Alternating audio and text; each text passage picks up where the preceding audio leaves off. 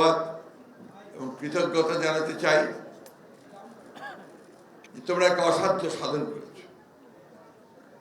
এই প্রজন্ম, এই জেনারেশন, তোমরা বুকে রক্ত দিয়ে সবচেয়ে বড় দানবটাকে সরিয়ে দিয়েছ। যে দানব বছরের পর বছর আমাদের বুকের উপরে চেপে বসে আমাদের কুড়ে কুড়ে খাচ্ছিল, ধ্বংস করছিল, প্রিয় মাতৃভূমিকে বলাৎকার করছিল, সেই দানবকে তোমরা সরাতে পেরেছ। সেই জন্য তোমাদেরকে আন্তরিক ধন্যবাদ। আমার মনে পড়ছে আমি কিছুদিন আগে ঠাকুরগাঁও গিয়েছিলাম। ঠাকুরগাঁয়ে আমার যে 4টে ছেলে প্রাণ দিয়েছে এই বৈষম্য বিরোধী আন্দোলনে, তাদের বাড়িতেও গিয়েছিলাম।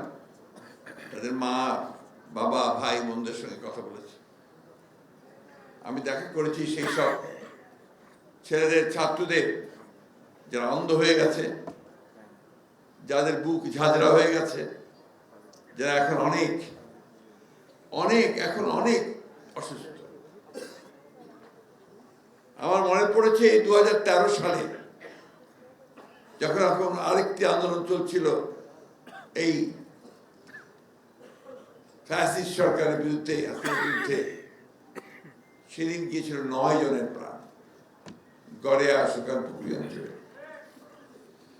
9 জন ছাত্র।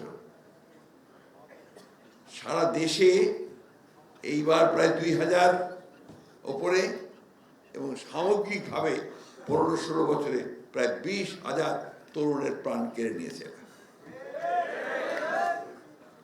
সেই ধ্বংসস্তূপ থেকে তোমরা জেগে উঠেছ, ফিনিক্স পাখির মতো জেগে উঠেছ এবং সেই অগ্নি বলাকা পাখায় আগুন মেলে সারা বাংলাদেশ ছড়িয়ে ছিটিয়ে তোমরা মানুষকে জাগিয়ে তুলেছ। আমি তোমাদেরকে অভিবাদন জানাই, সেলুট জানাই। আমরা একেবারে শেষ প্রান্তে জীবনের বলা যায় এটা সায়ান্ন। বড় একটাই আশা ছিল যে আমরা যেন এই জীবদ্দশায় দেখে যেতে পারি যে আমরা এই দানবের হাত থেকে মুক্তি পেয়েছি। আরেকটি খুব বড় ইচ্ছা ছিল যে মহিষী মহিলাকে আমরা অনেকেই ঠিক মতো মূল্যায়ন করি না, অথচ এই বাংলাদেশের গণতান্ত্রিক আন্দোলনের ইতিহাসে যার ভূমিকা সবচেয়ে বড়, দেশনেত্রী বেগম খালেদা জিয়ার কথা। এই মহিষী মহিলা দিনের পর দিন কারাগারে থেকেছেন, বছরের পর বছর কারাগারে কাটিয়েছেন, মাথাটা নোয়াননি তিনি বেগম খালেদা জিয়া। আমি খুব আশঙ্কায় ছিলাম যে উনি কি দেখে যেতে পারবেন যে তার দেশ আবার মুক্ত হয়েছে। আল্লাহর অশেষ রহমত যে তিনি দেখে যেতে পারছেন যে দেশ মুক্ত হয়েছে। আমার এখনো মনে আছে আমরা যখন রাজপথে দাঁড়িয়ে বক্তৃতা করি, অনেকে মেঠো বক্তৃতা করি তো বেশিরভাগ সময়, তো আমাদের বক্তৃতার সবার পাশে এসে রিক্সা শ্রমিক ভাইয়েরা রিক্সার উপর দাঁড়িয়ে বক্তৃতা শুনে। অনেক রিক্সা দাঁড়িয়ে যায়, দাঁড়িয়ে বক্তৃতা শুনে। আমি এই জন্য কথা বলছি যে এখানে যারা আছে তারা সবাই ছাত্র।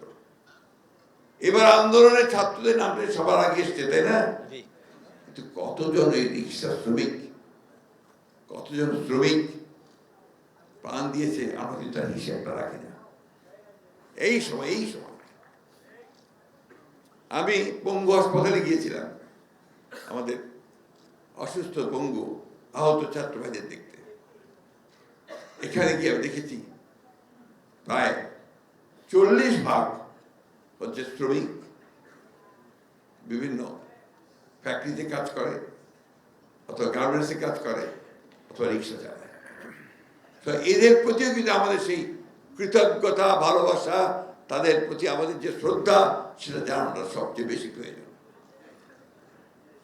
আমি এই কথাগুলো তুলে আনছি এই জন্য যারা তোমরা বুঝবে ভালো, কারণ তোমরা মাঠে থেকে লড়াইটা করেছো, দাঁড়িয়ে লড়াইটা করেছো, তাই না? ভাই গুলিকে পড়ে গেছে পাশে, তুমি ভয় পেয়ে পিছিয়ে হটনি, সামনে এগিয়ে গেছো। এখানেই হচ্ছে বিজয়। যখনই আমরা সে রুখে দাঁড়িয়েছি আজীবন বাংলাদেশের ইতিহাসে, আমরা যখন রুখে দাঁড়িয়েছি, বুক পেতে দিয়েছি এবং রক্ত ঝরিয়েছি, তখনই আমাদের বিজয় এসেছে।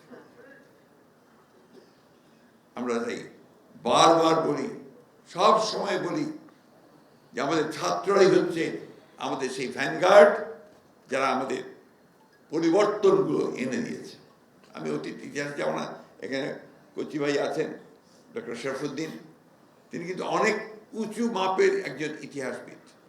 এটা তোমরা অনেকে জানো কি জানি না, ঢাকা বিশ্ববিদ্যালয়ের ইতিহাসের প্রফেসর, আর্কাইভে কিউরেটর ছিলেন, কেমব্রিজ থেকে পিএইচডি করেছেন, এটা অনেকেই তোমরা জানো। তার বাড়ি ঠাকুরগাঁ, পীরগঞ্জে।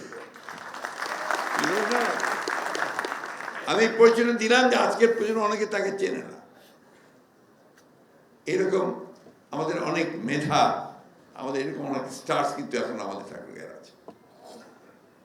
আমাকে যখন ঠাকুরগাঁয়ের কথা বলে, যে ঠাকুরগাঁ সমিতি বা ঠাকুরগাঁয়ের কোনো সংগঠন, আমি এদের একটু বকা দিই, এই আনোয়ারদেরকে, আমার কামালদেরকে, যে তোরা আমাকে ঠাকুরগাঁ ঠাকুরগাঁ করিস না। কারণ আমি আমার